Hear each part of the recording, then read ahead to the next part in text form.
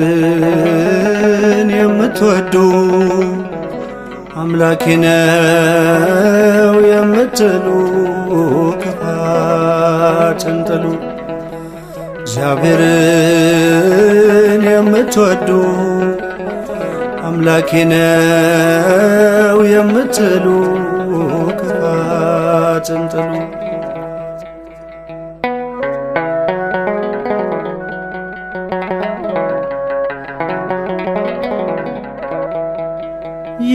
የታተማችሁ በቅዱስ ደሙ የተጠራችሁ በሕያው ስሙ ከጸበራቁ ሽሹ ከክፋት ፍቅርን ልበሱ ቁሙ በእውነት ፍቅርን ልበሱ ቁሙ በእውነት እግዚአብሔርን የምትወዱ አምላኬ ነው የምትሉ ክፋትን ጥሉ። በቀልን ገንዘብ የምታደርጉ ከወንድማችሁ የምትዋጉ የጠራን በዚህ ስለማይከብር እያመለክነው አንከራከር እያመለክነው አንከራከር። እግዚአብሔርን የምትወዱ አምላኬ ነው የምትሉ ክፋትን ጥሉ።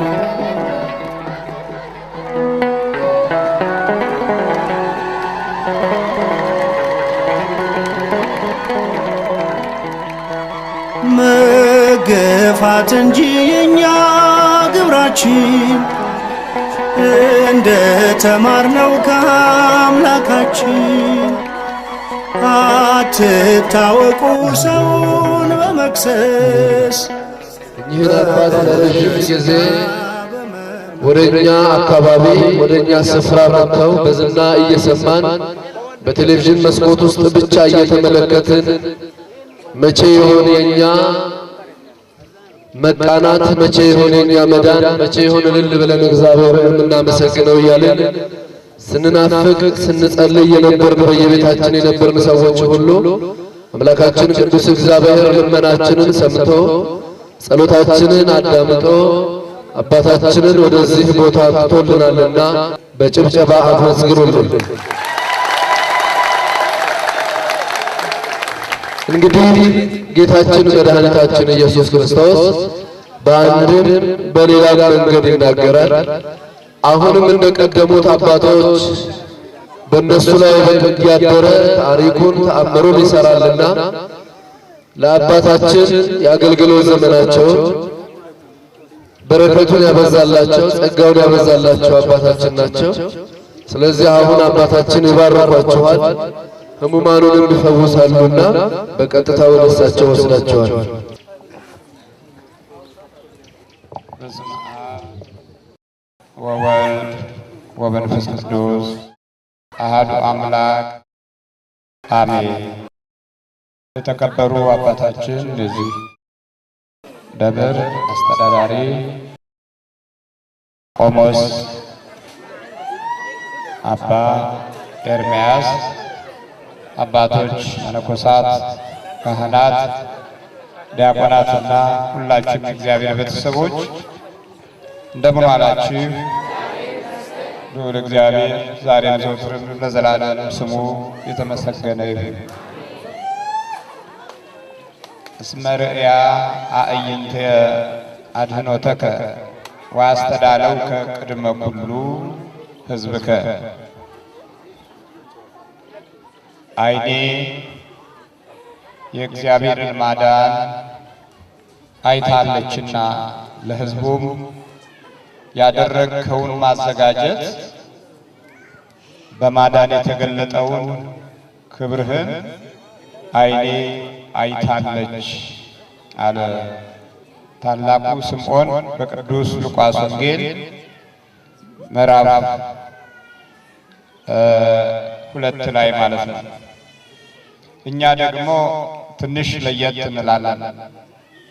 ማዳኑን የማየት ሕይወት የሚያሳየውን መንገድ ሳይሆን የምንማረው ያ ለታደሉት ነው፣ ለታደሉት አባቶች ነው። የእግዚአብሔርን ማዳን ማየት ለታደሉት፣ በመንፈሳዊ ተስፋ ጽኑ ለሆኑት፣ ለብርቱዎቹ እና ለሌላው በጎ የሚያስቡ የእግዚአብሔርን ማዳን ያሉ አይተዋል። በኦሪት ዘዳግም ምዕራፍ 38 ቁጥር 25 ላይ እንዲህ ይላል፣ ዓይኖችህም ከሚያዩት ነገር የተነሳ እብድ ትሆናለህ። የእግዚአብሔር መንፈስ ሲርቅ የበረከት ተስፋ ከውስጣችን ሲቋረጥ ከምናየው ነገር የተነሳ እብደትን እንመርጣለን። ምንድነው ያለው? ከምታዩት ነው ያለው፣ ከምታስቡት አይደለም ያለው። ከምታየው ነገር የተነሳ ነው ያለው። ስለዚህ በዓይናችን ጽድቅም፣ በጎነትም፣ ቅንነትም፣ ሰላምም፣ ፍቅርም በዓይን ይገባል። እብደትም ልክ በዓይን ይገባል ማለት ነው። ዛሬ ዓለማችንን ካስጨነቃት አንዱና ትልቁ ችግር እብደት ነው። እብደት በብዙ መንገድ እየተገለጠ ነው። በፋሽን በኩል ሲገለጥ አሁን ብዙ የሚገርሙ ልብሶች እየተለበሰ ነው ያለው። ታላላቅ ከተሞች ውስጥ ከእግሩ የተቀደደ ምንድነው ሲል ፋሽን፣ ከቄጡ የተቀደደ ምንድነው ሲል ፋሽን፣ እዚህ ግሪቶ ምናምን የተደራረተ ነገር ደግሞ እኮ ዋጋው በጣም ውድ ነው። ጥሩ ልብስ የሚገዛውን ገንዘብ የተደረቱና የተቀደዱ ልብሶችን በመግዛት ገንዘቡን እናባክናለን። በሌላ አቅጣጫ መጽሐፍ ቅዱስ ሲናገር ከምታየው ነገር የተነሳ ምን ትሆናለህ? እብድ ትሆናለህ። የአለባበስ ባህሪ እንደ ኢትዮጵያዊነት እንደ አባቶቻችንም ሆነ እንደ እናቶቻችን ተገልጾልን አያውቅም። ውበታችንን ትተነዋል። መልካችን ጠፍቷል። ለመናፍስት ከፍተኛውን ቦታ ሰጥቷል። በቀላሉ ከምናየው ነገር የተነሳ ለመሆን ያደረግነው ጥረት እብደትን አስከተለ ማለት ነው። ስለዚህ እንጨነቃለን፣ እናለቅሳለን፣ ውስጣችን ይሟጠጣል፣ በረከት እናጣለን። የምንደሰትበት ትንሽ ነገር፣ የምናለቅስበት ትንሽ ነገር፣ የምንስቅበት ትንሽ ነገር፣ የምናኮርፍበት ትንሽ ነገር ይሆናል። ጠባያችንና ባህሪያችን ይጣላል፣ እርስ በርስ ይጣላል። አንድ ሰው ከውስጡ በደንብ ከተጣላ ከውጭ እንዴት መፋቀር ይችላል? ከልቡ እየተጣላ፣ ከህሊናው እየተጣላ፣ ከአካሉ እየተጣላ ከውጭ በረከት መጠበቅ አይቻልም። ስለዚህ ከምታየው ነገር የተነሳ መጽሐፍ ቅዱስ ምን አለ? እብድ ትሆናለህ። ለምንድን ነው እንደዚህ ያለው ብለን ስንጠይቅ በዚሁ ቃል ላይ መልስ ሲሰጠን ኦሪት ዘዳግም ምዕራፍ 28 ነገር ግን የእግዚአብሔር የአምላክህን ቃል ባትሰማ ዛሬም ያዘዙህን ሥርዓቱንና ትእዛዙን ሁሉ ባትጠብቅ ባታደርገው እነዚህ መርገሞች ሁሉ ይመጡብሃል ያገኙሁማል። መርገሞች ይመጡብሃል፣ ከዛ ደግሞ በመጨረሻ ያገኙሁማል ብሎ ያረጋግጣል። ለዚህ ነው ሴቶች እስቲ እንደ እናቶቻችሁ ወረድ ያለ ቀሚስ ልበሱ ሲባሉ አይ አይመቸኝም፣ ምንድነው ሱሪ ነው የሚሻለው። ጥሩ አለበስ ነው፣ ግን ከለበስ በኋላ ምን ሆነ መሰለህ? አይነ ጥላ ያዘ፣ ወገባችንን ቡዳ ባለ። በተጨማሪ ማህፀኖችም የአይነ ጥላ መኖሪያዎች በሆነው አጋጣሚ ልጆች ሲጸነሱ ከአይነ ጥላ ጋር ይጸነሱ ጀመር። አብሮ የሚያድገው አይነ ጥላው ይማራል ሲባል አይማርም፣ ያውቃል ሲባል አያውቅም። አይነ ጥላ አብሮ ተወልዷል። መንፈሳዊ የመከላከያ መርሆ የለንም። ከማህፀን ጀምሮ የተለከፉ ልጆችን እናፈራለን። ወይ ከአእምሯቸው ተዛብተው ይወለዳሉ፣ ወይ ከአካላቸው ተዛብተው ይወለዳሉ። ለምንድን ነው ሲባል መናፍስቱ በቀላሉ ማየት ይችላል። አካሎችን የተራቆቱ ገበናዎችን በቀላሉ ማየት ይችላል። ስለዚህ ከምታየው ነገር የተነሳ ሌላው ፋሽን ሲያረጉ አየን፣ ፋሽን ውስጥ ገባ። ሌሎች ሲራቆቱ አየን፣ ተራቆትን። ሌሎች ጥብቅብቅ ያለ ልብስ ሲለብሱ አየን፣ ጥብቅብቅ አረገ። ከዛ በኋላ አይን ውስጥ ገባን ማለት ነው። የቀደሙ አባቶቻችን ሲያስተምሩ ሆነ ሲናገሩ፣ ሲመክሩ ሆነ ሲዘክሩ ከአይን ያውጣ ይላሉ። ለዚህኛው ትውልድ ከአይን ያውጣ ከሚልቅ አይን ይብላኝ ያለ ነው። ማንም ሳይረግም ራሱን ያዘጋጀ ነው። ከምታየው ነገር የተነሳ ምን ትሆናለህ? እብድ ትሆናለህ። በቃ እብድ ትሆናለህ እኮ ነው። ስለዚህ እብደት ሙሉ ኃይሉ ከዘረጋብንና ጠንካራ ሆኖ ሕይወታችን ላይ ከቆመ ቆይቷል።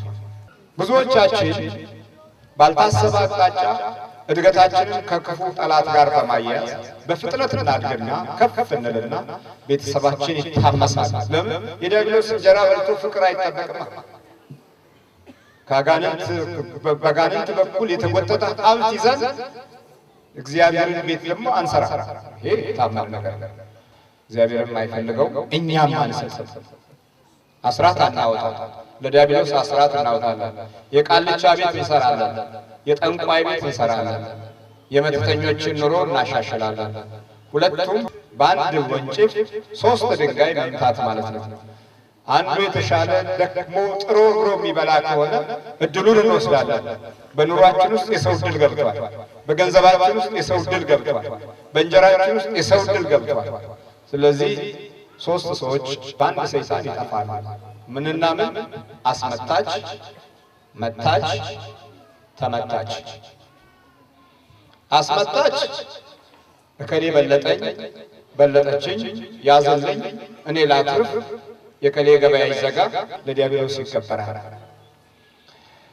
ሁለተኛ መታችሁ። መታችሁ ሲመትት ከአጋንንቱ ጋር ቃል ኪዳን ገብቶ ነው። ሲኦል ገሃነመ እሳት ርስቴ፣ ዲያብሎስ አባቴ ብሎ ነው። በአካል ባይልም በእንጀራው በኩል ይለዋል፣ በገንዘቡ በኩል ይላል። ሳጥናኤል የዘላለም ርስቴ፣ ሲኦል ርስቴ፣ ገሃነመ እሳት ርስቴ ብሎ ያንን ሲጠራው እሺ ይላል ዲያብሎስ። እንዲህ አለ እሺ የሚፈልገው ሰውየውንም አስመታችሁንም ተመታችሁንም። በአንድ በኩል ተመታችሁ የሲኦል ሕይወት፣ አስመታችሁ የሲኦል ሕይወት፣ መታችሁ የሲኦል ሕይወት። ሰይጣን ሶስት ሰዎችን በአንድ ጊዜ ያፈራ። አይገርም? መትትልኝ ብሎ የሚሄደው በራሱ የሲኦል ትርፍ ነው። እዚህ በኩል የሚመትተው ደግሞ እሱም የሲኦል ትርፍ ነው። ያ የተመተተበት እያለቀሰ እያስለቀሰው ይኖራል። እንደምንም እያለ እየተፍጨረጨረ እያለቀሰ ይኖራል። የዚህኛው ለቅሶ ሁለቱን ያስደስታቸዋል፣ መታችሁንና አስመታችሁ። የተመተተበት ግን ነው የሚለው። እድሉ ከቀናው ወደ እግዚአብሔር ቤት መጥቶ ይድናል። እድሉ ካልቀናው ግን ውስጡ የገባው ጠላቱ ነውና እንደምንም ብሎ ራሱን አጥፍቶ ራሱን ገሎ እንዲሞት ያደርገውና ወደ ሲኦል ይዞት ይሄዳል። ስለዚህ በአንድ ወንጭፍ ስንት መታ ማለት ነው ሰይጣን? ሶስት ሰው መታ ማለት ነው። ሶስት ብቻ አይደለም። አሁን ደግሞ ቤተሰብ ይከፋፈላል። ቤተሰብ ውስጥ ደግሞ ቅርንጫፍ አለ። የመታችሁ ቤተሰብ፣ ያስመታችሁ ቤተሰብ፣ የተመታችሁ ቤተሰብ እየሰፋ ይመጣል ቅርንጫፉ። የተመተተበት ሰው ሰላም ስለማይሰጥ ቤት ውስጥ ይረብሻል፣ ልጆቹን ይረብሻል፣ ቤተሰቡን ይረብሻል። ያ ደግሞ መታችሁን በባህሪው ክፉ ስለፈጸመ ትውልዱ ክፉ ይሆናል።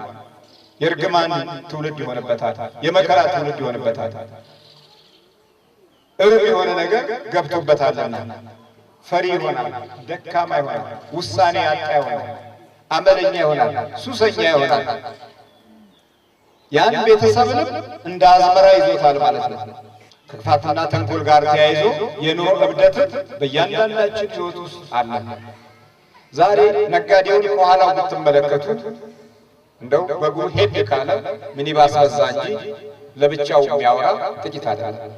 አስራትም ስለሌለ ሰላቢው እንደ ልቡ ከኑሮ ውስጥ ይወስዳል። እንዲህ የሚል ቃል አልሰማችሁም? ቡዳ ቤት ሰላቢ ገባ የሚል ቃል አሰሙ? ትሰማላችሁ? አሰሙ? እሺ፣ ቡዳ ቤት ሰላቢ ገባ የሚለው ቃል እውነት ነው። ለምን መሰላችሁ? ያኛው ቡዳ ነው፣ አይኑ ውስጥ ብዙ መንፈሶች አሉ። ሰላቢው ደግሞ ብር ሊሰጥ፣ እንጀራ ሊሰጥ፣ ገንዘብ ሊሰጥ ነው የሚመጣው።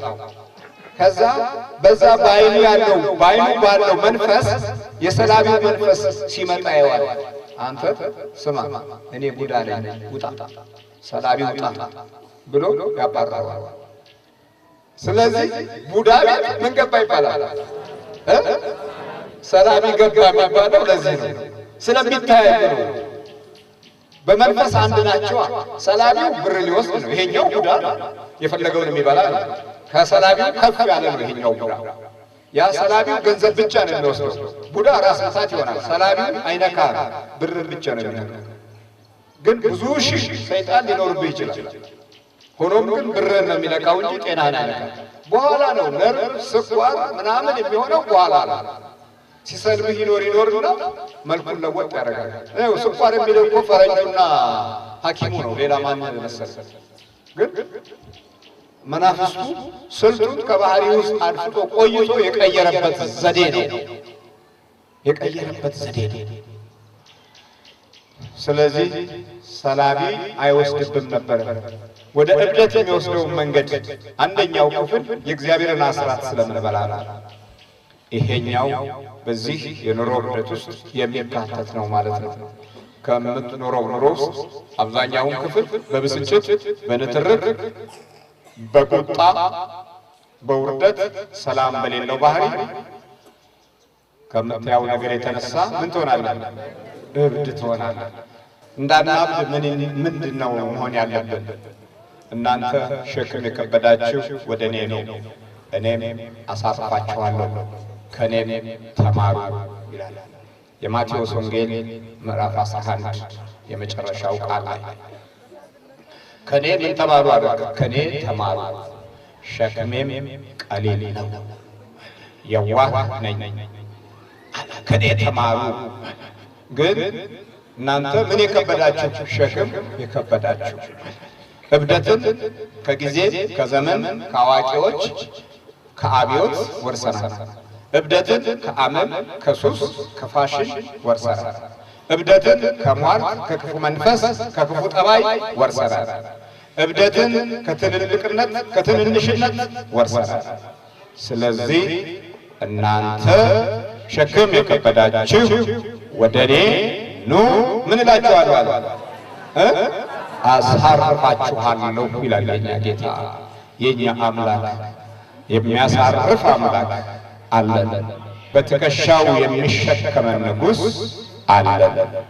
እኔ አሳርፋችኋለሁ ካለ የሚያሳርፈን የቅድስት ድንግል ማርያም ልጅ ለእረፍት ጠርቶናል። ስለዚህ ንስሐ እየገባን ቅዱስ ቁርባን እየወሰድን ኑሯችንን ማሻሻል፣ በእግዚአብሔር የተቀደሰ ማድረግ፣ ባህሪያችንን ወደ ቀድሞ እናቶቻችን፣ ወንዶችም ወደ ቀድሞ የሚጸልዩ አባቶቻችን ሕይወታችንን መለወጥ አለብን። በነገር በክፋት በተንኮል በምቀኝነት የምናብድበትን ጊዜ አለ። በመንፈሳዊ ስፍራ ቆመን እያስቀደስን የምናብድበትን ጊዜ አለ። በደጁ እየተመላለስን ዕድሜ ልካችንን በረከቱን ሳናገኝ በክፉ ነገሮቻችን ምክንያት ከተስፋው ተቋርጠን የምናብድበትን ጊዜ አለ። ከዚህ እብደት እግዚአብሔር አምላክ ያርቀን።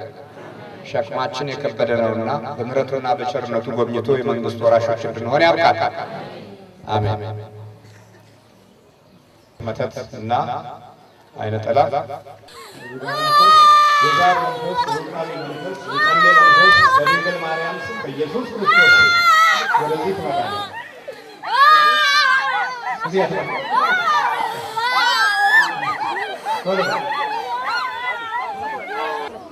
የተባል ሰር የተባል ጩኸት አያስፈልግም። ቀጥታ ብቻ እዚህ ይችላል።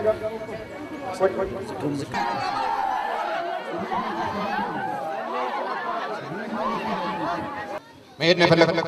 እርግጠኛ ምንድን ናችሁ? እኛ አጋንንት። ምን አድርጉት የተባላችሁ? ግደሉት፣ ግደሉት፣ ግደሉት። አዎ እንዲሞት። የተማረ እንዴት ትይዛላችሁ? ይሄ በደንብ አድርገን ለትምህርት ብለን አይገባም። አዎ ዛሬ ሚኒስትር ወጣ፣ ሚኒስትር ወጣ። እንዲማር ነው የገባችሁ? አዎ ትምህርት እንዲገባ ብሎ ነው ያስገባው። ልጁ በተፈጥሮ ራሱ ጎበዝ ነው፣ አፈዘዝ ነው።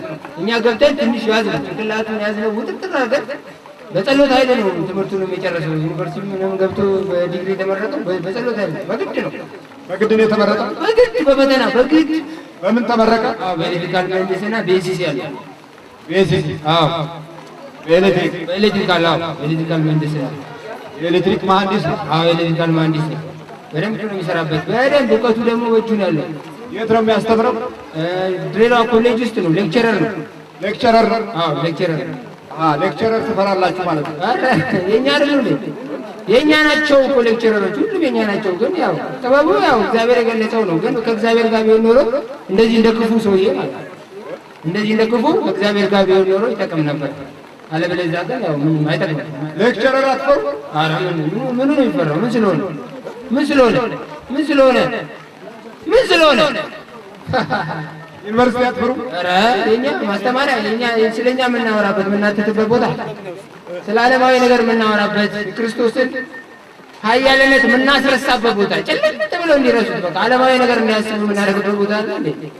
ዓለማዊ ብቻ እንዲያስቡ ዓለማዊ ነገር እንዲታያቸው በቃ በቃ ማለት ፊዚካል ነገር ማለት ነው። ፊዚካል ዝም ብሎ ፊዚካል የሚታይ ነገር ህንፃ፣ መኪና ሰምቲንግ ላይ እንደዛ ነገር እንዲታያቸው አልፈልግም። ክርስቶስ የለም ቦታ የለም መስቀል ምናምን ብሎ ነገር ወደዛ መስቀል ክርስቶስ የለም የለም።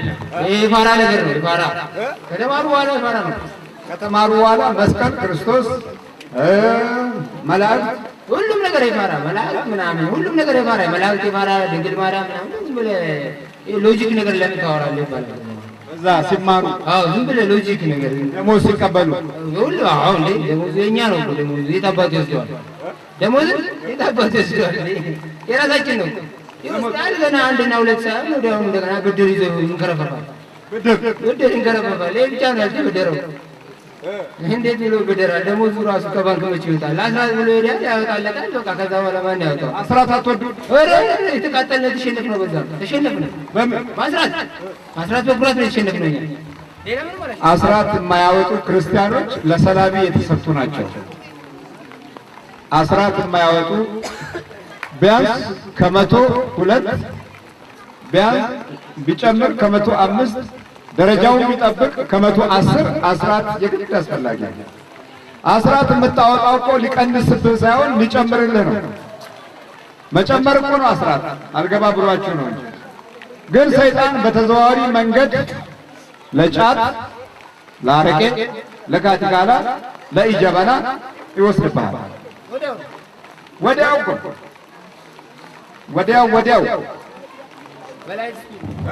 በላይት ስፒድ ላይት ፍጥነቱ እንዴት ነው ሲጓዝ? በቃ እንደዛ ማለት ላይት ስፒድ በቃ ወዲያውኑ ይወጣሉ። ወዲያውኑ ገንዘብ አልቋል። እዚህ ጋር ሲጋራ አለ፣ እዚህ ጋር ጫት አለ። መጀመሪያ ደግሞ ሲቀበል እሱ መክፈል ይጀምራል። ከበር ሲወጣ ከመስሪያ ቤቱ በር ሲወጣ መክፈል ይጀምራል። ለማን ነው የሚከፍለው ማለት ነው? የከፈለ የእኛን ገንዘብ የከፈለ ቤት ሲገባ ራስ ምታል። ከዛ በኋላ ምን ያደርግልሃል? ከዚህ በኋላ አንተ ብትኖር ምን ጥቅም አለው? ትለፋለህ ምንም ለውጥ የለውም። አንተ እኮ የሚሻለህ እኮ እንደው ራስህን አጥፍተህ ብትገላገል ነው። እፎይ በቃ ታርፋለህ እንለዋለን። ሹክ ስንለው እሱ ደግሞ የራሱ ይመስለዋል፣ የራሱ ሀሳብ ይመስለዋል። ሹክ ስትለው ኢየሱስ ክርስቶስ የተሰቀለው በእኛ ሽሽት አይደለም። ከሐዋርያቶች መካከል አንዱ አይደለም ሹክ ብሎት እንዲሰቀል ያደረግነው እኛ አይደለም። ሹክ ነው። የዛን ሰዓት ሐዋርያው ቢገባው ኖሮ ያደርግ ነበር እንደ ፈጠረውን ይሰቀል ነበር። ሹክ ነው። ከዛ የኔ ሀሳብ ነው ይላል፣ ህሊናዬ ነው ይላል። በቃ ያለ የተወዛገበ እዚህ ሀገር ቋንቋ ነው መወዛገብ።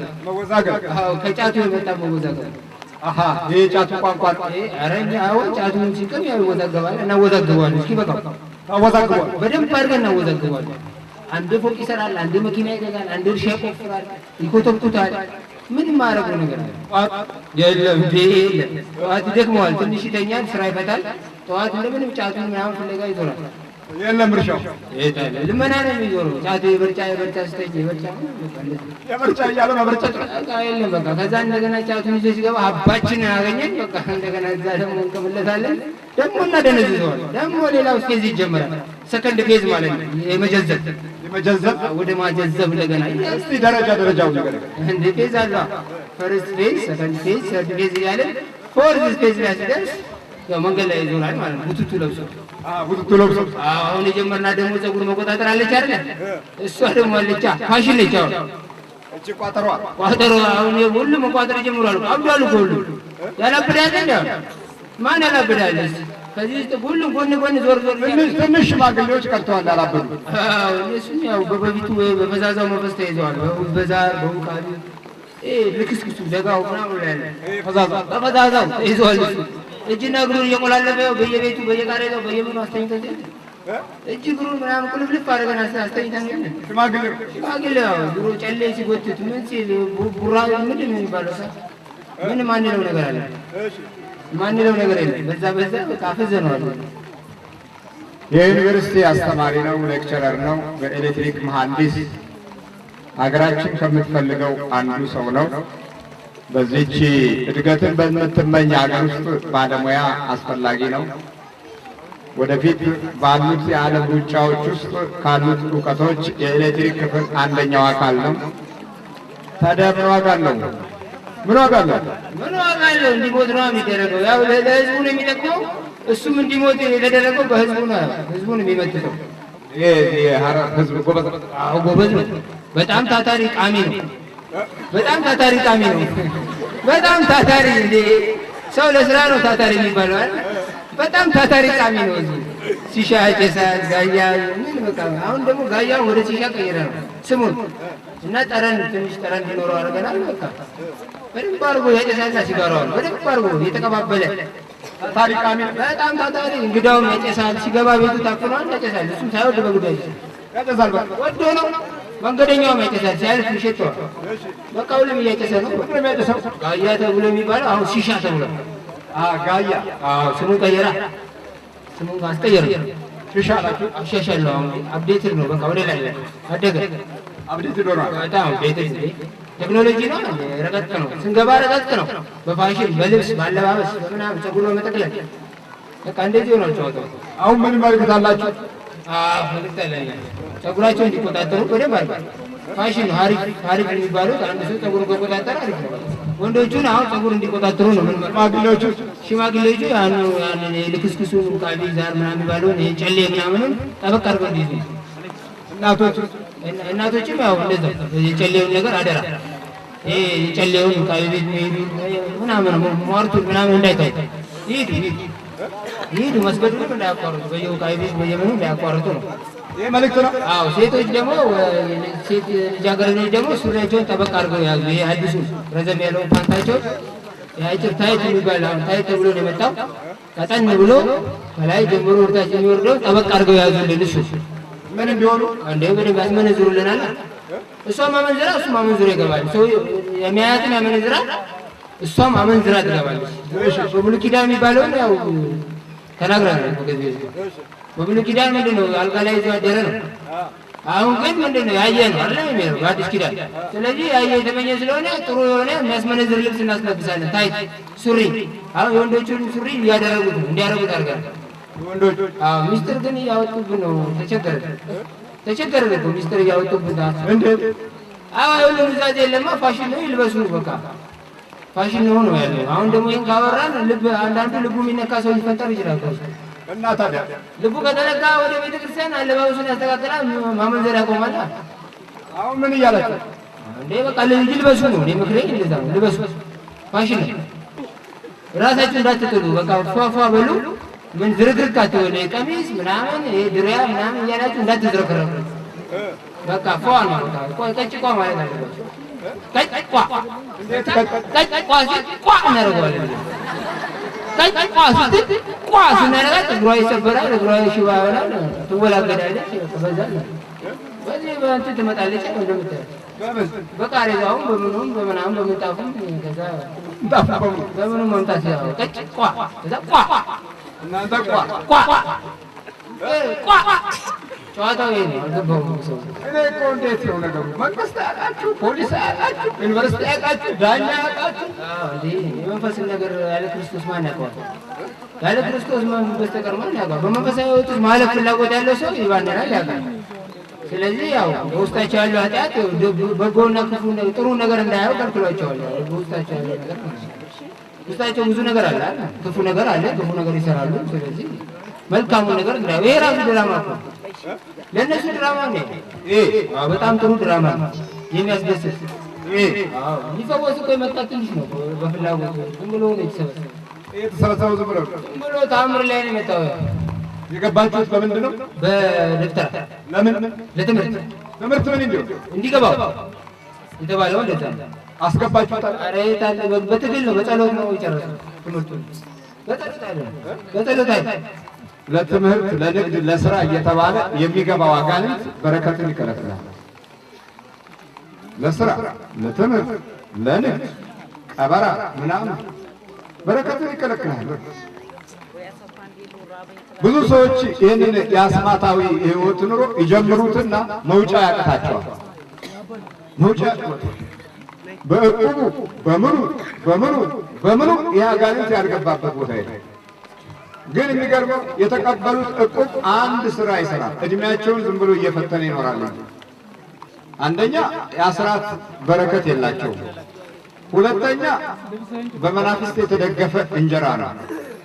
ሶስተኛ እቅዳቸው ስጋዊ ብቻ ስለሆነ ነገ ሬሳው የሚወጣበት ቤት ነው። በቃ አለ። ሬሳው እኮ ነው የሚወጣው። እዛ እንኳን በወርቅ አይቀበርም። ምን ዋከለው? ሌላው ቀርቶ እንኳን ልብሱን ትቶት ነው የሚሄደው። ልብሱን እኮ ነው ልብሱ አልብሱኝ ብሎ ሁሉንም ይዞ በእጁ የጨበጠውን ያህል ገንዘብ ጨብጦ ወርቅ ጨብጦ የሚቀበራል እንዴ? ታዲያ ለዚህ አይደለም ተንኮለኞች ሆነ እንዲሁ ዝም ብለህ ትተን ለምንሄደው እኮ። አቤት ምን አስተያየት አጣችሁ ለኔ? ምን እኔ እርሶ ስራዎትን እንዲያቆሙ ነው።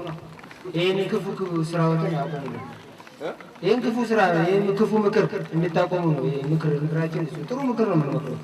የወንድማዊ የአባታዊ እሺ ምክር በቃ እኔ የምመክሮት ነገር ተውት። በቃ ምኑን ይቅርቦት። ይሄን አድካሚ ህይወት ተውት። ይሄን ሁሉ ህዝብ መግረፍ፣ ሀገር መንከራተት ምን ያደርግለታል? መንከራተት ሆነ እኮ ደከሞት። ሰው እንደሆነ እኛ መከተሉን አልቀረም።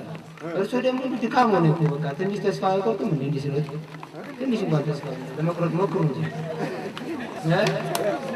ትንሽ ምክር ነው። አዎ እንድትተውት ነው። እቺ ህይወት አድካሚ ታሰልች ልጅ እንደዛ እያለ ነው ሰው ሙገራን ዘጣ ሲሰው ምን ትመላለሳለህ? አድካሚ ነው። ተው በቃ እርሱም እንደዛ ነበር አለው። ቢቻል እፎይ እንል ነበር። የሁሉ ህዝብ መቼ ባነናል? ይሄ አሁን የሰማ ከመሀል የሚነቃ እኮ አለ። ልቡ የሚነካ አለ። እንደዚህ እኮ ዋዛ እኮ አለ። ብዙዎች የሚነካ ልባቸው የሚነካ ሰዎች ይኖራሉ። ብዙዎቹን መልሰው እንደሚመለሱት ሁሉ ወደኛ ብዙዎች ደግሞ ይድናሉ።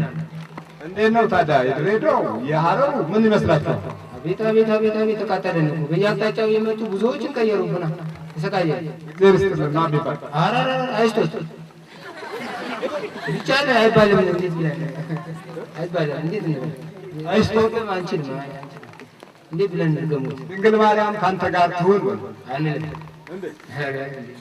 ትጥፋ ካጠገቦት ጸጋዎትን ትድፈፎት ግፍፍት አድርጎት በማናውቀው ዓለምና ሳይንስ ውስጥ ነው ያለ ነው።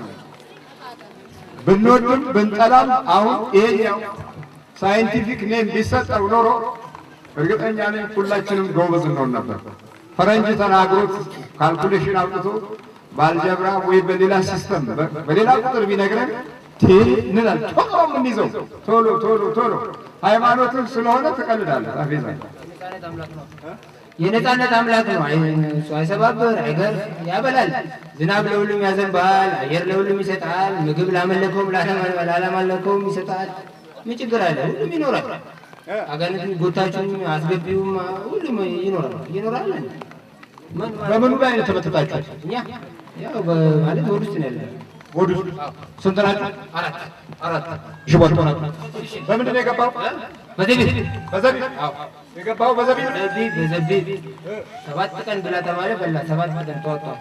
እንደገና ሌላ ጊዜ ደግሞ ጥቁር ፍየል ታረደ። በዛም ደግሞ በጥቁር ፍየል ምላስ በጥቁር ፍየል ምላስ ምላሰኛ እንደሆነ አይ በጣም እንዳው እንዲገባው ነው የተባለው። ያው እንዲገባው ነው ያው ውሸቱ እውነቱ ያው እንዳይገባው ነው ግን እንዲገባው በሚል አውደ ነገሥት የትውልድ ማጥፊያ አንዱ አካል ሆኖ ቆይቷል።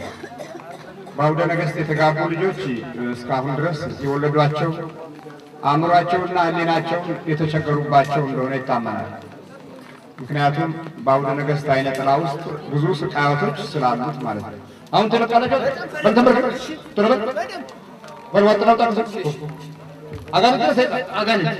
አጋንንት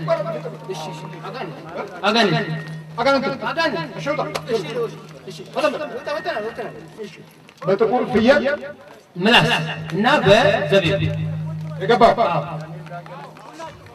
በጥቁር ፍየል ምላስ እና በዘቢብ እውቀት ተከፍታለህ ተብለህ ምን በቃ አፈዘዝ ነው። በግድ ነው። በጸሎት ነው።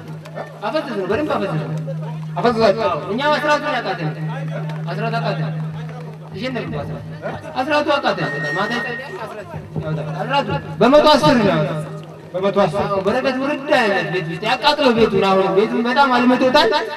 ያቃጥለው ቤት ለማቤቱ ቤቱ በቃ በጣም በረከት ወረደ። በጣም ያቃጥለው ቤቱን ያንዱ ቤቱን እንዴት በቃ ይበል በጣም ደግሞ ቸረው በቃ ለማንም ሰው ነው የሚሰጠው። በቃ አቸገረን ዋው ነው ዘም ይዛል ለአይነ ዝሙሩ አውጥቶ ይሰጣል። 10 ብር እዛ ጋር 100 ብር እዛ ጋር ምናምን ተቀያየደ በቃ አቃተን ተገነዘ በቃ አስራት ነበር በቃ አስራት በኩራት 110 ሰርቶ ሲገባ 600 ብር ካገኘ ያስቀምጣል። 660 ብር ይሄው ካልኩሌት እያደረገ በቃ 6000 ሲያገኝ ያው በ110 ያስገባል። አሁን ወጣለቅ ሰው በአስራት ምክንያት በአስራት ተማረን አስራት አማረን። የሚገርም ነገር አስራቱ ነው ያማረን። እሺ ምን አለ በኑሮ ውድነት አንሱልን እሳቱን አንሱልን። ምንድን ነው እሳቱ? ይሄ ነው ላይችን ላይ ያስቀመጡት። ምን አለ እሳት ነው። እሳቱን አንሱልን ጋፋችን ላይ አንሱልን እሳቱን አንሱልን እሳቱን ምን እሳት እሳት ነው። አንሱልን እሳቱን አንሱት። አይ እንዲቀዘቅዛችሁ ምንም የሚቀዘቅዝ ያቃጥለናል። እሳት ነው። ፍሙን አንሱልን። ፍሙን አንሱት።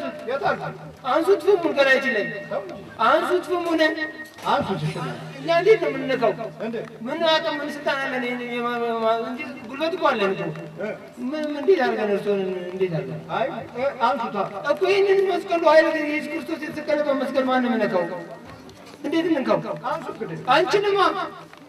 አንሱት አማን እንዴት አድርገን ነው ሰው እሳት አንሱልናል ነው እኮ በቃ በፈጠሩት።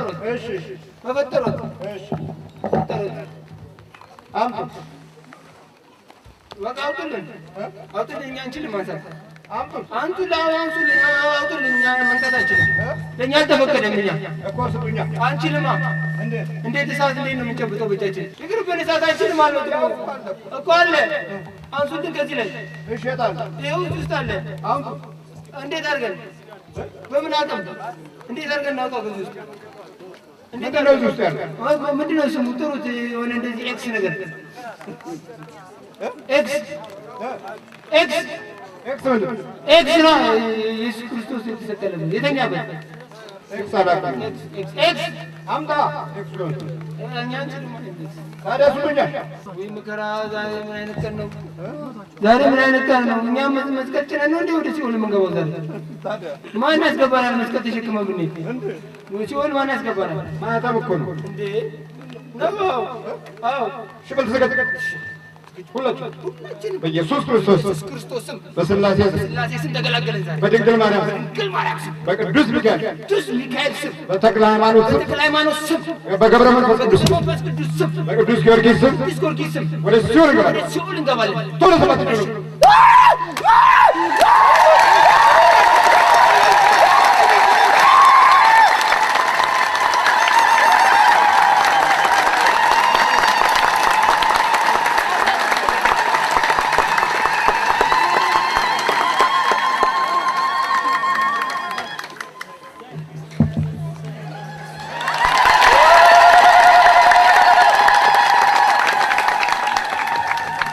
እሺ ማን? ያሬድ ግርማ። ያሬድ ግርማ አንድ ወቅት ላይ በጥቁር ፍየል ምላስ የሆነ ነገር በልተህ ነበር። ማለት ለትምህርት ብሎ ልጅ ነኝ በጣም የሰጠኝ ነገር ምግብ ነው በላውኝ። እንደገና ለ7 ቀን ብሎ ዘቢብ ነበረ ጠዋት አንዳንድ ፍሬ ብሎኝ፣ ያው እኔና አንድ ጓደኛ ነበረን አብረን የምናጠና መብላት አለብህ ትምህርት እንድትጎብዝ ፈተናም እንድታልፍ ማትሪክን ታልፋለህ ወደፊት ቆንጆ ነው የሚሆንልህ አለኝ። ያው ኢንጂነር እንድትሆንልኝ ዶክተር እንድትሆንልኝ ነው የምፈልገው ነው የሚለው ሁልጊዜ። ያው በመሃል እሱም ሞተ፣ በበሽታ ታመመና ሞተ። ግን ያው ከመሞቱ በፊት ያው እንደሚያ አላቅም ብቻ ቤት ውስጥ በጥይት እመታለሁ አለ። በጥይት ተመታ። አይገባኝም። መጀመሪያ ምን ብሎ ነበር? በቃ በጥይት እመታለሁ አለ። ወጣ ከቤት እንዴት ነው በጥይት የምትመታው አልኩት። አይ በቃ ጠይቄዋለሁ፣ አነጋግሬዋለሁ። ማንን? ያው ማለት እኔ ምን እንደሚያነጋግር አላውቅም፣ ግን አጋንንት ስራ እንደሚሰራ አውቃለሁ። በቃ መጽሐፍ ማለት ነጭ ጣኔ ያመጣል። ሰዎች የተቸገሩ ሰዎች የሚሉ አሉ፣ ይመጣሉ። ድርጅት ያላቸው ቤት ይመጣሉ። ጣንጥን አድርጎ ቤት ውስጥ ቁጭ ብሎ ያው እንትን ይላል፣ ሰራውላቸው ይላል። የሆነ የሚጽፈው ነገር አለ። በቃ ይበር ብቻ እንደዚህ ሰርክል እየሰራ ምናምን እንደዚህ በቃ ይጽፋል። አውደ ነገስት አለው ቤት ውስጥ። የሆኑ ትንንሽ ደብተሮች ደግሞ የሆነ በሱዳንኛ የተጻፉ አሉ፣ እነሱ አሉ። እነሱን እየተጠቀመ እየሰራ ይሰጣል፣ ገንዘብ ይቀበላል። ግን በጥይት እመታለሁ ብሎ ነግሮ ነበር? በደንብ ነው የነገረኝ። በቃ እመታለሁ አለ። ሄደ። ተረኛ ነበር፣ ተረኛ ሹፌር ነበር አድሮ። ከዛ መጣ ጠዋት ላይ በቃ ያልተመታም ተመስገን ነው ምናምን አልኩና ያደረበት ስሊፒንግ ባግ አለ የሰጠኝ፣ እሱን ተቀበልኩት፣ አስቀመጥኩኝ። ከዛ እኔ ቁርስ እየሰራው አብረው ነበር የምኖረው፣ እኔ እና እሱ ብቻ ነበር ቤት ውስጥ። ሄደ ወደ ስራ። መኪናዋን አስረክቤ ልምጣ አለኝ። ሄደ። ወዲያውኑ መጡ እየሮጡ የስራ ባልደረቦች። መተመታ እንደ በጥይት አይ በምን አወቅ እያሉ በቃ እንደዚህ ያደረጉ ይዘውኝ ሄዱ። ሆስፒታል ስገባ ተኝቷል። ሆዱን ከፍተው አሳየኝ። በጥይት ይኸው ተመትቻለሁ በርታ ምናምን ብሎ እንደ ኑዛዜ ነገር ምናምን ነገር እንትን ሲል ነበር።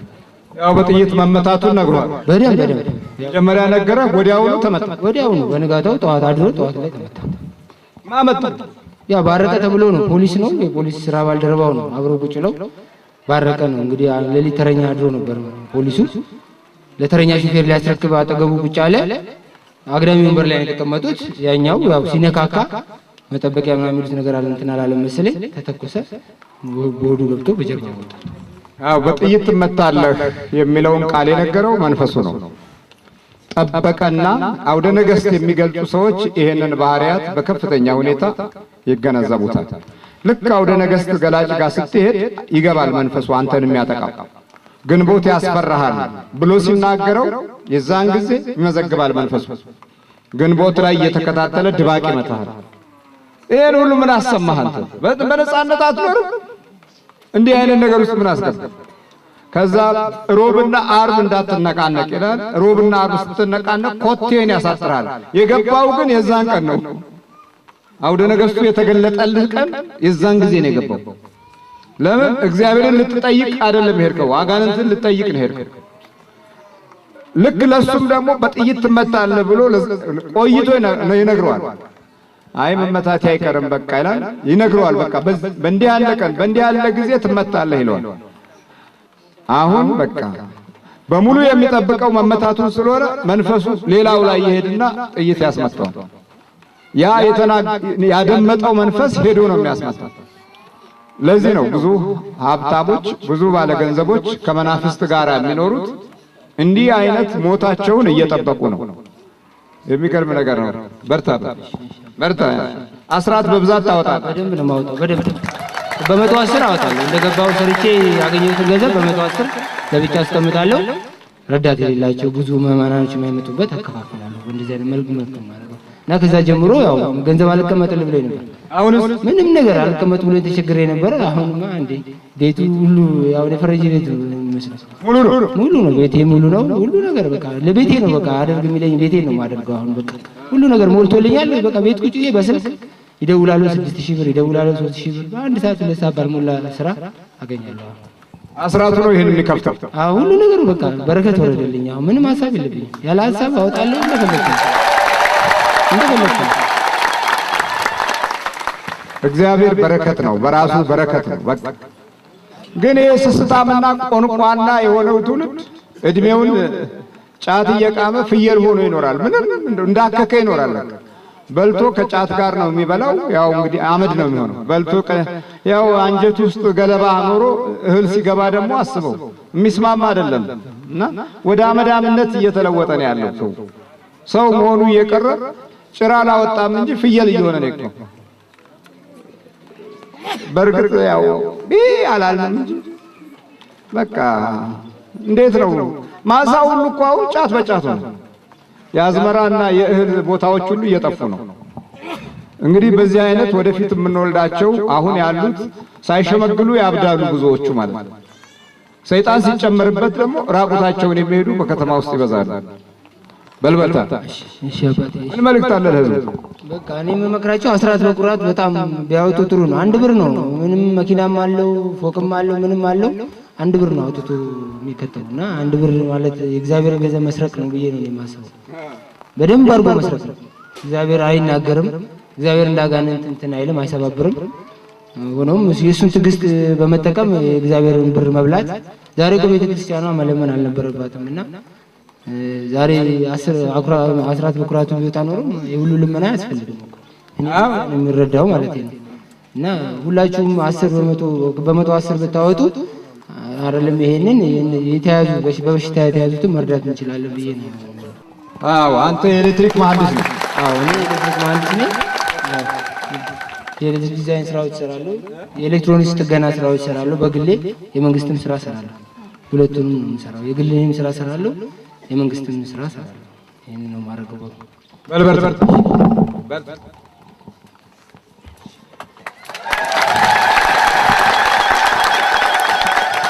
ላይ ቁጭ ብዬ እያልኩ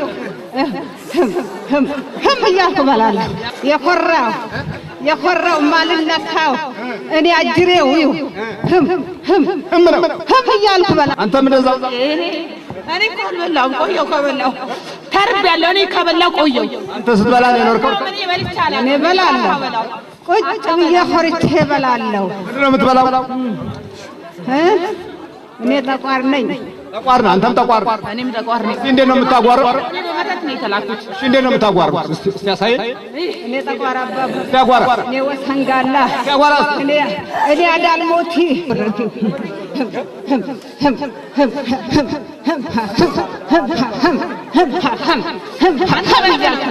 ስንት ዓመት ተርቤያለሁ። ልጅቷ አታበላ በመተት ነው። በልቶ ነው የሚያጓራ። በልቶ ነው። እኔ አልበላሁም እኮ እኔ ተቋራባ ብሌ እስቲ ዘይር እስቲ ሸልም ወይ ዘይር። እኔ አባቡሌ ወሰንጋላ ላለዋ እኔ ወሰንጋላ ሀገሬ እኔ አባዬ ልካ ስንት ዓመት ነው ላይ ካለ? ከልጅነት እስከ እውቀት አያቶኛለሁ። ከልጅነት እስከ እውቀት እበላለሁ።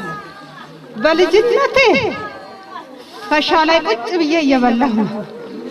እንዲህ አይነት ነው እንግዲህ። በዚህ አይነት መናፍስት ተጠላልፎ የተወለደ ትውልድ ወዴት የት ምን እንደሚያደርግ አያውቀውም። ከእንደዚህ አይነት ገጽታ ውስጥ የሚወለዱ ልጆች ራሱ እየበላቸው ያድጋሉ። ልባቸው ህሊናቸው እየተበላ ያድጋሉ። ጨሌ አውዛና አይና ይሄ ሙዳዩ ሁሉ ቅቤ መጠጫው ሁሉ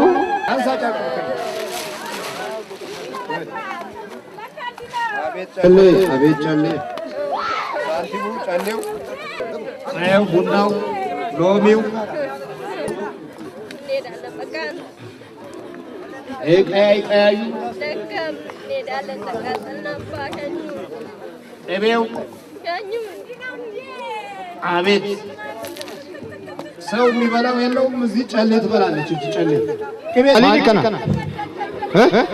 ውጅኬት ይልጥቁን ሸከኛላ ትከበይ ሚያኬት እንጃለጣ ጨሌ እንጃለጣ አፉረ ሰይጣናሞ አፉረ አጋኒት ይላል።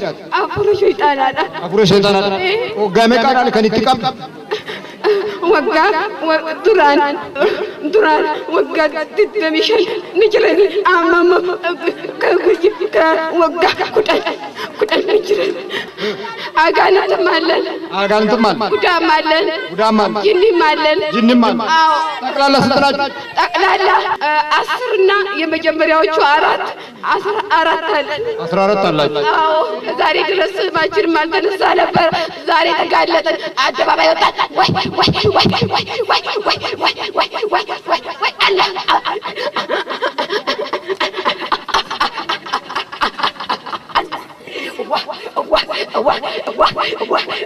ሁሉም በየቋንቋቸው ስራቸውን ይሰራሉ።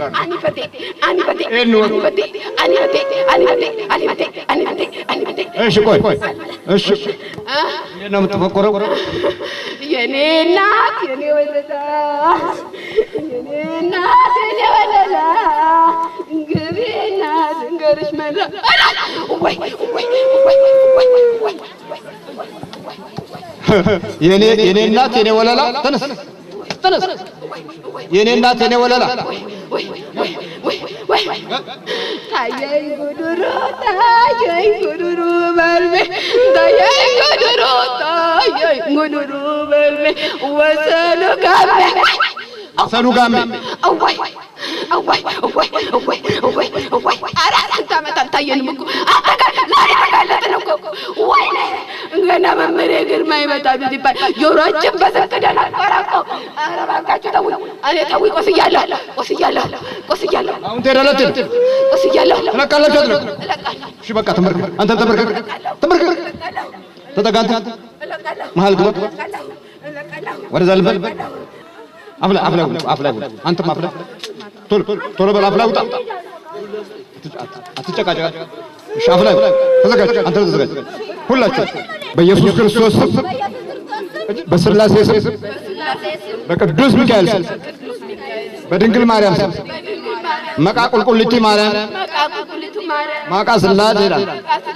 መቃ ኢየሱስ ክርስቶስ ከረስቆሊ ነንገል ለመተይ ሲራንጋ በስላሴ ስም በወላዲተ አምላክ ስም ወደ ሲኦል እንገባለን። ሰባት ጩና ቶሎ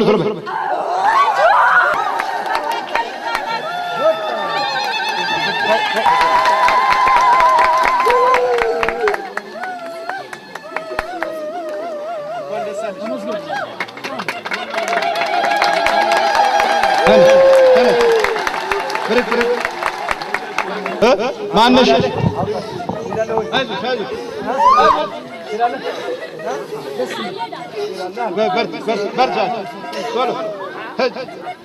ማነው ስምሽ? የሺ ተሰማን። እሺ በርቺ። ይኸውልሽ የጨለ መንፈስ እንዲህ መከራ ነው የሚያሳይ። እሺ ማነሽ? እህተ ስላሴ ተነሽ፣ አንቺስ ተነሽ። ማነሽ? ሴት ወል። እሺ ሴት ሂጂ ብረች ማነሽ? አዲስ ሄድ እስቲ አለ ዕድሜዋ አለ ጊዜዋ አለ ወቅቱ አለ እርጅናዋ እንዲህ እናስረጃለን። የሚሮጠውን የረዘመውን እናሳጥራለን ማለት ነው። እሺ ቁጣ ከበት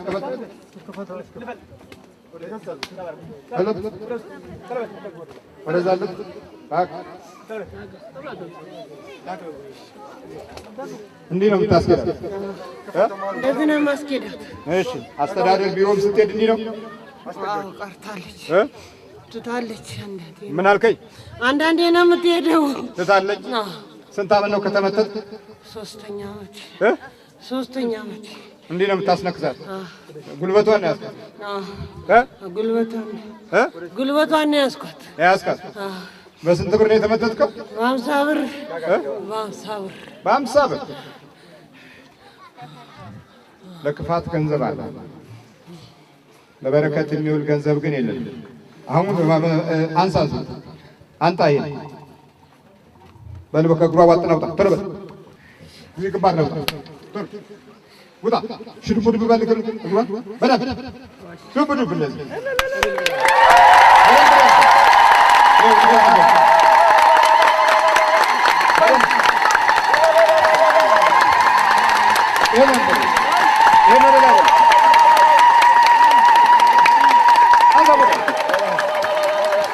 አሁን በዚህ በኩል ይውጣ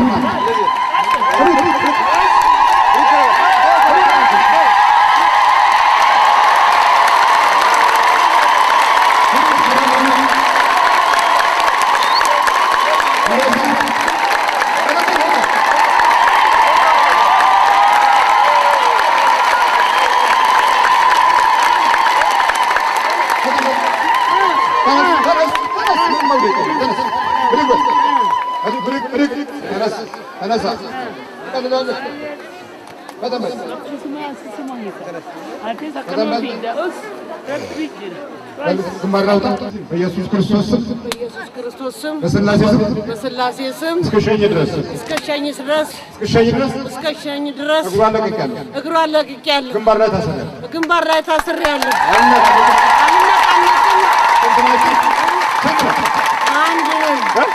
አንድ ነው። አጋንንት ነው ሰይጣን? ሰይጣን ነኝ። ሰይጣን አንተ ነህ። ስር ያረጋታል። በል ግንባር ላይ ጠፋ። በስላሴ ስም ተይዣለሁ። በወላዲተ አምላክ ስም ተይዣለሁ። እግሯን ለቅቄያለሁ። ልብ ነው አታ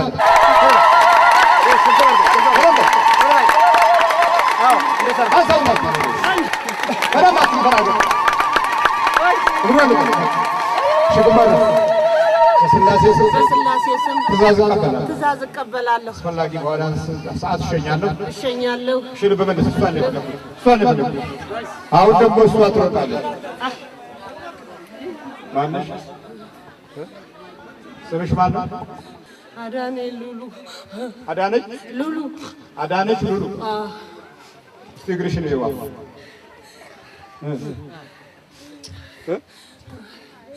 ለቋለ እግዚአብሔር ይመስገን። በያት አለ እግዚአብሔር ይመስገን።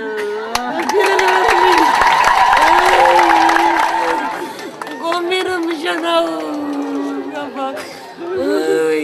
እዚህ ቁጭ ልበል። እዚህ ቁጭ ልበል። ተመስገን። ተመስገን። ይኸው ወይ ክብር ምስጋና ምንዲ ሰማቱ ወይ ደረስክልኝ እንዴ ወይ እናቴ አባ እንዴት ነው የሆንኩት? እንዴት ነው እንዲህ እኮ አልቀመጥም እንዲህ አልቀመጥም። ወይኔ እግሬ ታጠፈ። ወይ መሬቴ ወይ ወይኔ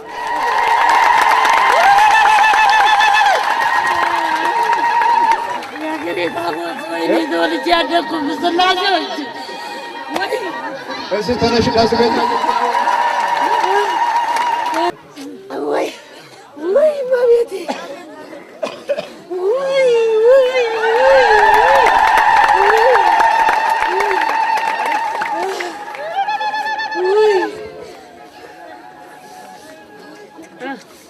ጫንሻለ አቤት አባ እንዴት ልሁን? እንዴት ልበል? ለዚህ ለአንድ ልጅ የፈቱኝ አባቴ። አሁን ቻልሽ ወይ? ቻልኩ እኮ አባ ወይ ቻልኩ እኮ አባ። ይመለስብኝ ይሆን ወይ? እመቤቴ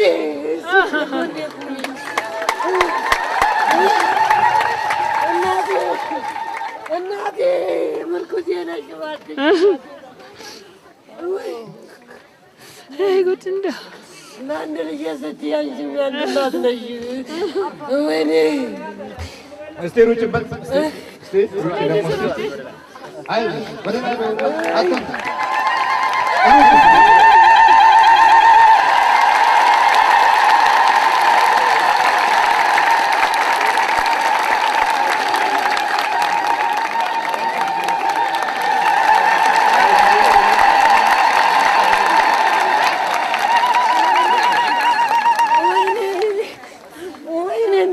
እየወጣሁ እንደዚህ ዘል እየወጣሁ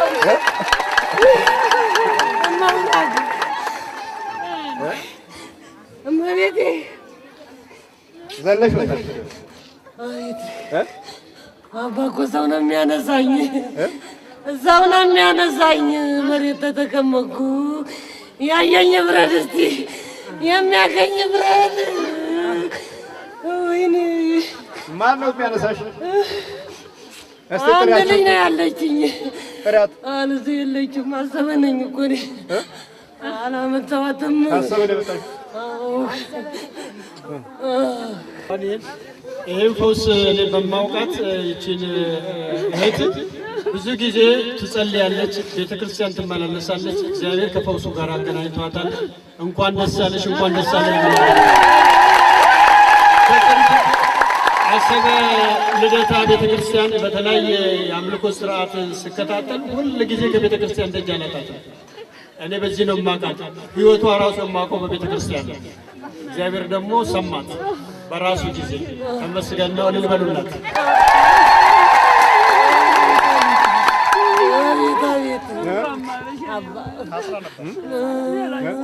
እኔ እንዲህ ብዬ ላመስግን እንደምለው ማላክ እግዚአብሔር ያውቀዋል። እኔን እዛ ታውቀዋለች።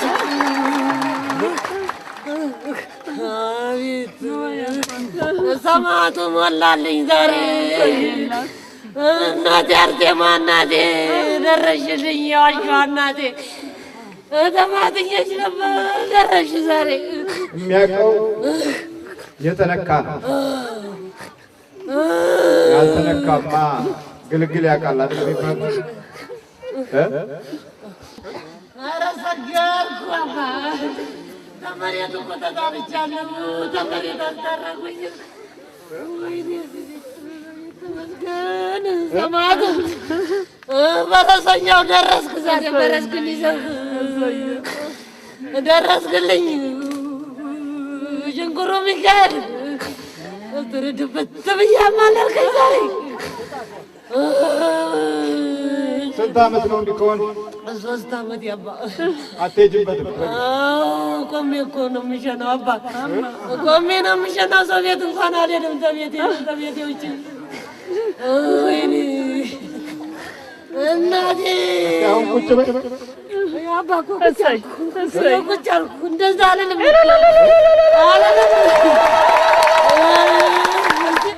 አደረሽ ሰማዕቱ። ማመን አቃተሽ አይደል? አላምንም አባ። እኔ ተዝጅም አልሄድም። እመቤቴ እሷ እንዳረገች ታርገኝ። ነግሬያት ነው የመጣሁት። ምን ብለሽ ነው የመጣሽው? ነግረሻት? እናቴ ፍችኝ እባክሽ፣ እባክሽ ለዚች ለአንድ ልጄ ፍችኝ። እኔም ነሽን እሰራለሁ ብያታለሁ። እማምላክ ስሪ ፍችኝ ብያታለሁ። ያገሬ ታቦት ስላሴዎች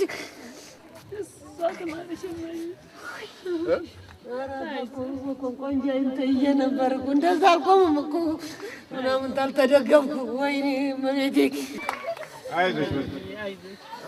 አሁንማ ተይዟል።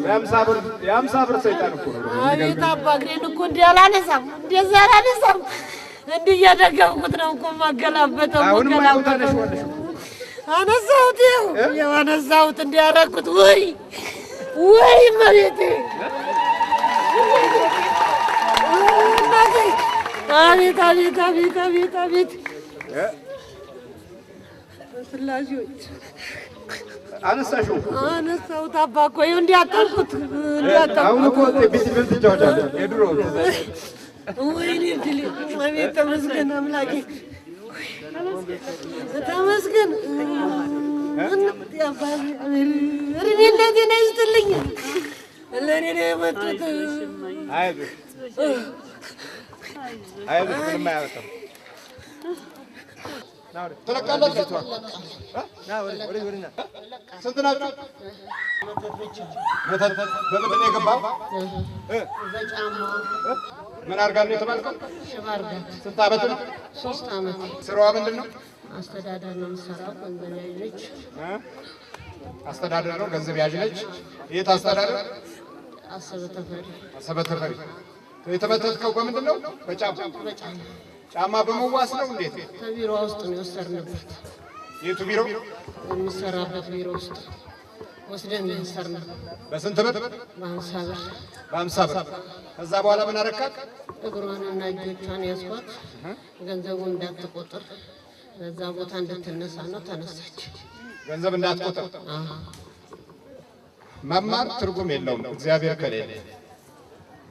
ዲግሪ፣ ዶክትሬት፣ ማስትሬት እነዚህ በሙሉ እንዲህ አይነት ያላቸው ሰዎች ጠንቋይ ቤትና መተት ቤት ይሄዳሉ። መማር ትርጉም የለውም። ዲፕሎም፣ ነርስነት፣ ሐኪምነት፣ አስተዳደር፣ ትልልቅ ደረጃ ያለው እድገት ያለው ማዕረግ ያለው መሆን፣ የህዝብ ኃላፊ መሆን ወደ መተት ቤት መሄድ አይከለክላቸውም። ምክንያቱም በተለያየ የምቀኝነት ባህሪ ውስጥ ስለሚኖር ያ የተንኮል መንፈስ ተንኮል እንዲሰሩ ይገፋፋቸዋል። በቢሮ ነው የተመተትከው? በቢሮ ጓደኛ የተመተትከው? እስቲ እንዴት ነው ሽባ ያረካት? ሲያሳይ ሽባ እንዴት ስትሄድ እንዴት ነው ያረካት?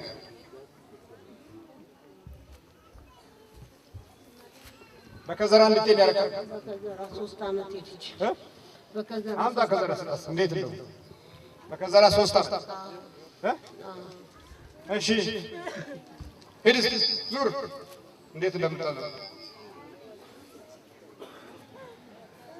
ስራችን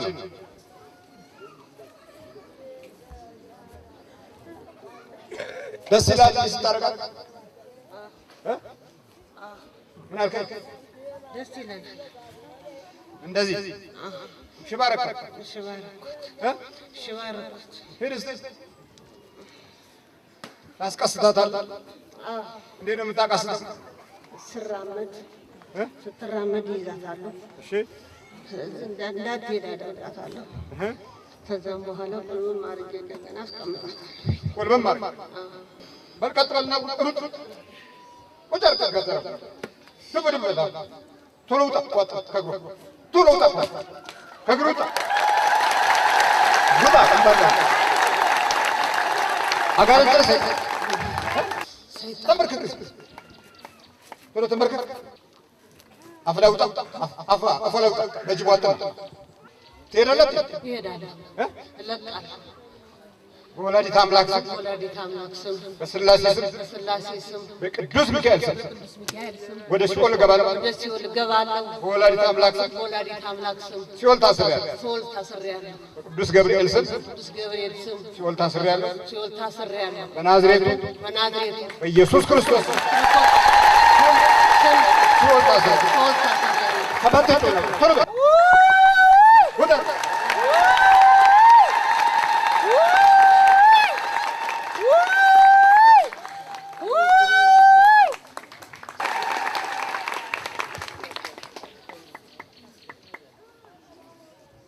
ተነሽ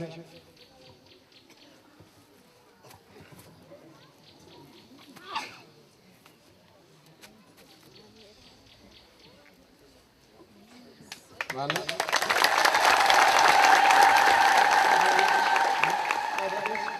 አዳነች ሉሉ ሽግሪሽ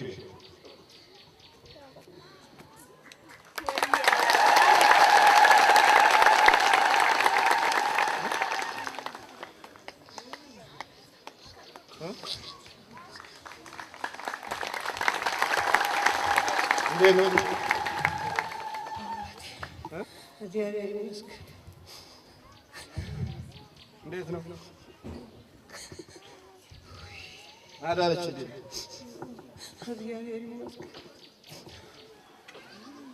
የሰይጣን ችግር እንደሆነ አውቀሻል?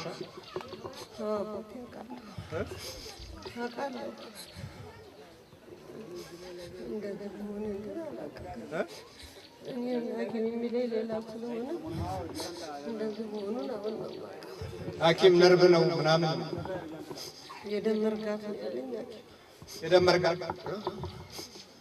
መርጋት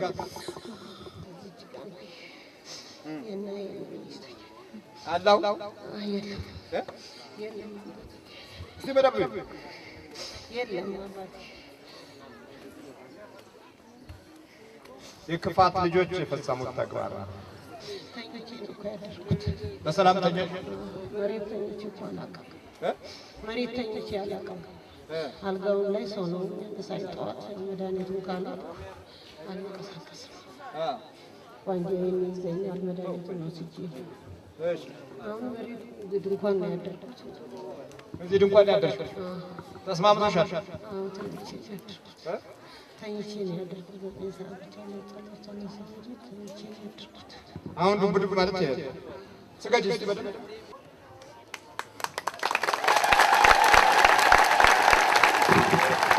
እንዴ ሰምተሽ ታውቂያለሽ? እንዴት ቆሜ ነው እንደዚህ ነው እንደተንበረከኩ ትራስ አድርጌ እንደዚህ አትነሽ። እስቲ በደጓ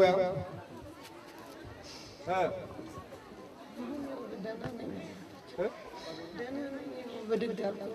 መሬቱን ይዤ በአንድ እጅ ሰው ሲደግፈኝ ነው የምነሳው። በሰው ድጋፍ ነበር የምትለው? በሰው ድጋፍ ነው የምነሳው። አሁን ብድግ አልኩ። ዛሬ አብረውኝ ያደሩት እህቶቼ መጥተዋል።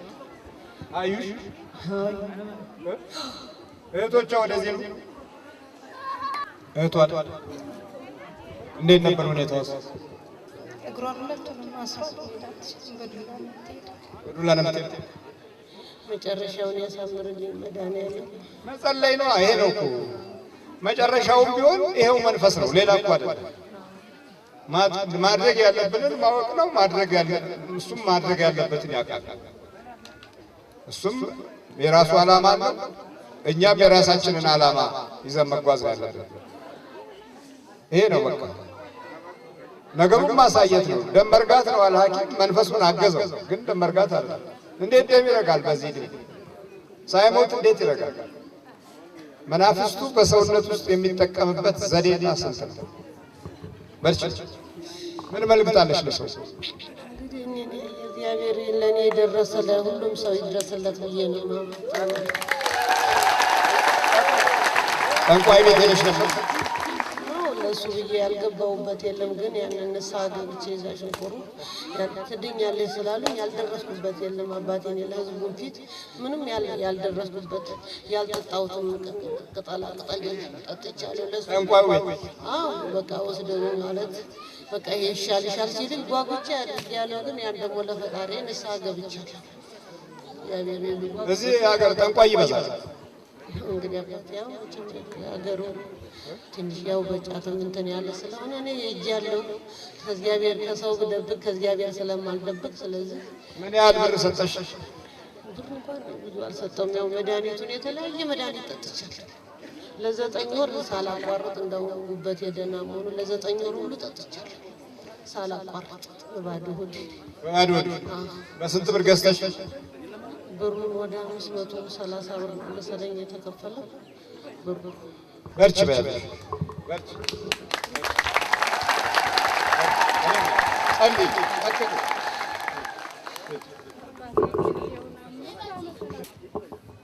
ምን አድርጋ ነው የተባለው? አበሳክለ ካስለቅሰህ ቤት ውስጥ አስቀምጣት። አንተስ? ስራ እንዳትሰራ ከዱባይ መልሶ አመጣት። አመጣኋት ነው አመጣት? አመጣኋት። ለምን? እንዳትሰራ እንዳትለወጥ። አንተስ? በቃ በሕይወት ዘመኗ ጥሩ ነገር እንዳታገኝ አስለቅሳት፣ ግደላት፣ አሳብዳት። አስለቅሳት፣ ግደላት፣ አሳብዳት። አዎ። ምን አጠፋች? ምንም። ስንት ዓመት ነው ከያዝካት? 10 ዓመት። ስንት ናችሁ? መተት አንድ፣ መተት አንድ፣ ቡዳ፣ እሺ፣ ጠቋር፣ አይነ ጥላ። ጠቅላላ ስንት ናችሁ? ጠቅላላ 8። አንተስ ስንት ነህ? አንድ። ምንድን ነህ? መተት። እሺ፣ አላገባችም? አታገባም። በቃ አመጣላታለሁ፣ አስክዳታለሁ። ምኗን? እኔ ነኝ ያገባኋት። አግብቻታለሁ። በድግምት አልሰማከም። በድግምት? አዎ ታስሬያለሁ። ለኋላ ምን እንድታረግ? በቃ እሷ እንዳታገባ እንዳታገባ አጋንንቱ አንተን ያገባሃል። አግብቻታለሁ ታስሬ አልሰማም። በቃ ስማ። ስንት ዓመት ነው? 10 ዓመቴ። እንዲህ አይነት ኑሮ ነው የሆነሽ።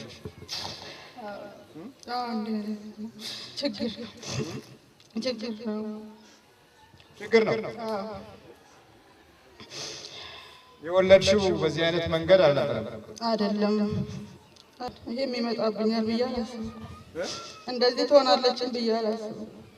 ምንድን ነው ባህሪዋ? ትነጫነጫለች፣ ታኮርፋለች፣ ትበሳጫለች፣ እንዴት ነው? ታለቅሳለች፣ በደረግታተኛ ከቤተሰብ ጋርም ሰላም የለም። ማልቀስ ተበሳጫለች። ለብቻዋ ነው የምታለቅሰው? ቤተክርስቲያን ሄዳ ታለቅሳለች። ለምንድን ነው የምታስለቅሳት? ስራዬ ነው ስራዬ ነው።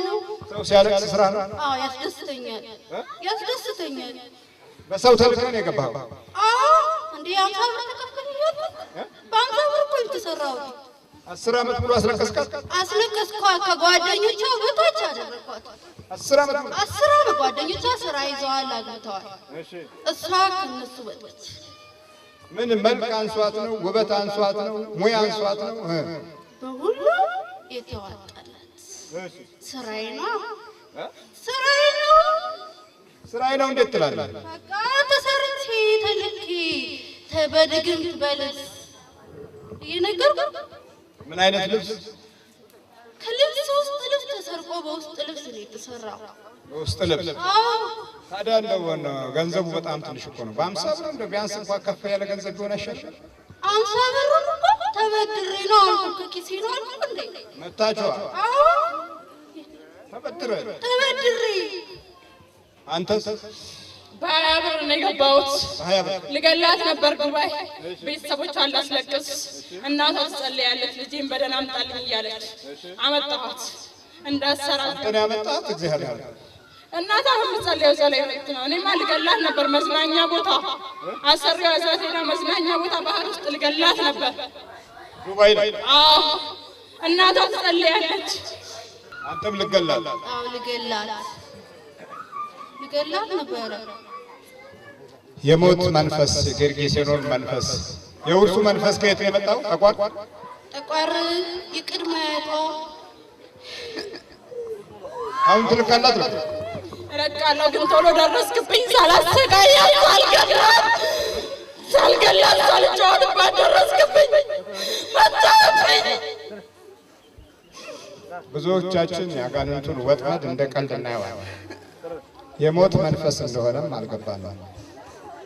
አንዳንድ ጊዜ ቤተሰቦች ወልደው ባለው ጉዳታቸው ውስጥ በሃይማኖት በኩል ሊያሸንፉ የሚችሉበትን አቅም ያጡ ቤተሰቦች ብዙ ናቸው።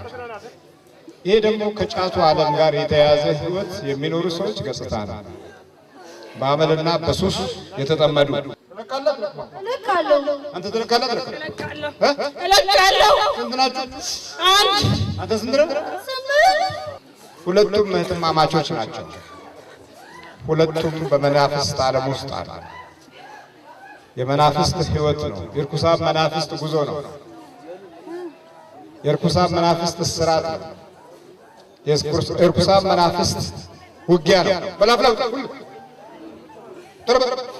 በኢየሱስ ክርስቶስ ስም፣ በሥላሴ ስም፣ በድንግል ማርያም ስም፣ በቅዱስ ሚካኤል ስም ወደ ሲኦል እንገባለን። በወላዲተ አምላክ ስም ሲኦል ታስረናል።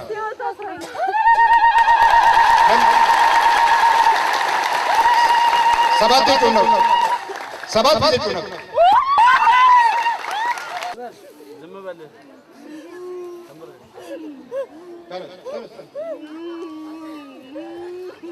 ማነው? ማነው?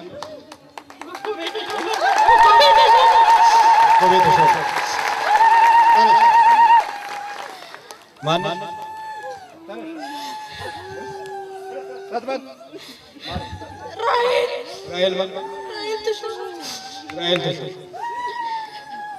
ምን ነው?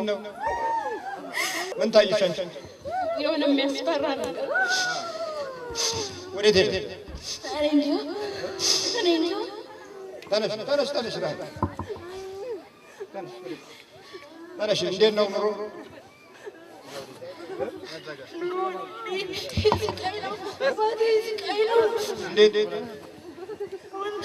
አዲስ ሆኛለሁ አባቴ፣ አሁን አዲስ ሆኛለሁ።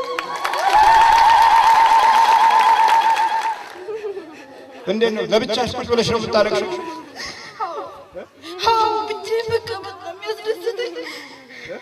ብቻዬን መቀመጥ ከእህቶቼ ከእናቴ ተለይቼ ባዶ ቤት ነው የሚያስለቅሰኝ። ባዶ ቤት ታለቅሻለሽ? ከዱባይ እንዴት መጣሽ?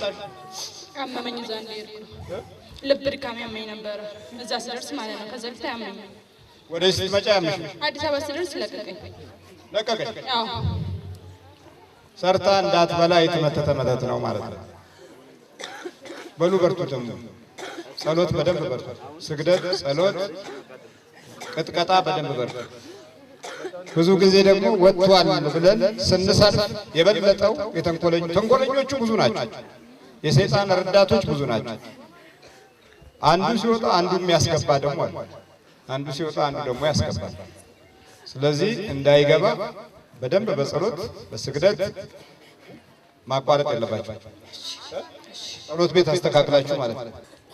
ብዙዎቻችን ለችግሮቻችን ገና ያልገባንም እኮ ገና የምንኖረው ለእንጀራ እንጂ ለእግዚአብሔር ክብር መኖር ካቃተ ቆይቶ የእንጀራ ነዋሪዎች ስለሆነ አሁን ደብዛችን እንዲጠፋ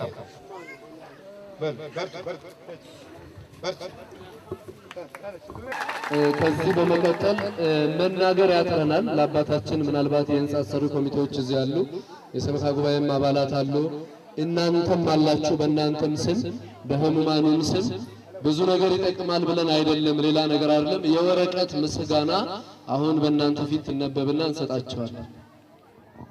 እሺ፣ ከዚህ በመቀጠል ፍሬ ነገሩ አባታችን አባ ኤርምያስ የሁለቱ ደብር አስተዳዳሪ ገልጸውታል። በቀጥታ አቶ የኔነህ ውለታው የሁለቱ ደብር ሰበካ ጉባኤ ምክትል ሊቀመንበር በህንጻ ሰሪ ኮሚቴው የተዘጋጀውን ለአባታችን የተዘጋጀውን ስጦታ ለደብሩ አስተዳዳሪ እንዲያቀርቡልን እጋብዛለሁ።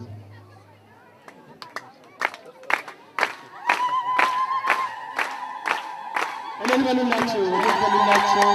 ይህንን የመሰለ የፈውስ አገልግሎት ሲሰጡ ለነበሩ አባት ያዘጋጀነው የምስክር ወረቀት ነው። ይህ ምስክር ወረቀት ፍሬ ነገር በግልጽ መነበብ ስላለበት የሁለቱ ደብር አስተዳዳሪ አባ ኤርምያስ በንባብ እንዲያሰሙልን እጠይቃለሁ። ይጋበዛል።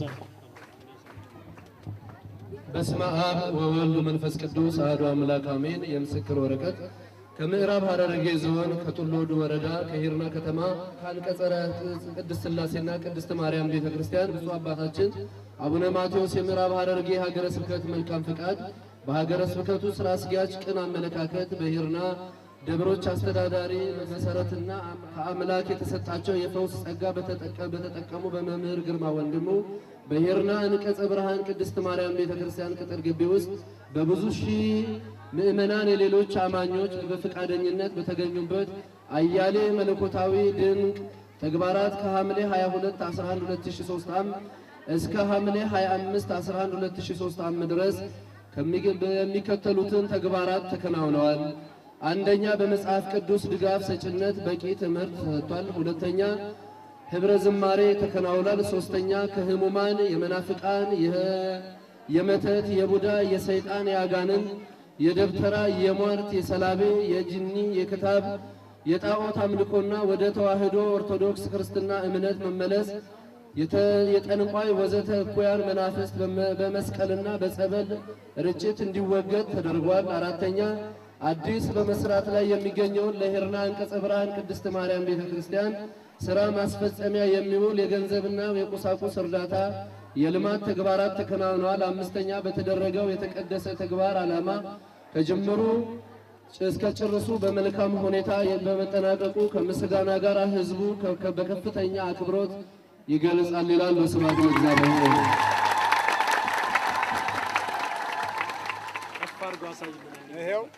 አንድ ጊዜ ልበሉላቸው። ከልብ እናመሰግናለን። አባታችን የተዘጋጀውን የምስክር ወረቀት ነው እያሳዩን ያለው። ለጌታዬ እግዚአብሔር ስላደረገልን እኔ ከፍለዋለሁ። ላመስግነው እንጂ ላመስግነው እንጂ ሌላ ምን እላለሁ? ላመስግነው እንጂ ዘምሩ ስለው እንጂ ሌላ ምን ለጌታዬ ለጌታዬ እግዚአብሔር ተነሱ ስላደረገልን እኔ ከፍለዋለሁ። ለጌታዬ እግዚአብሔር ስላደረገልን እኔ ከፍለዋለሁ። ላመስግነው እንጂ ላመስግነው እንጂ ሌላ ምን እላለሁ? ላመስግነው እንጂ ሌላ ምን በሰረገላ መሰቶ ደመና ደመና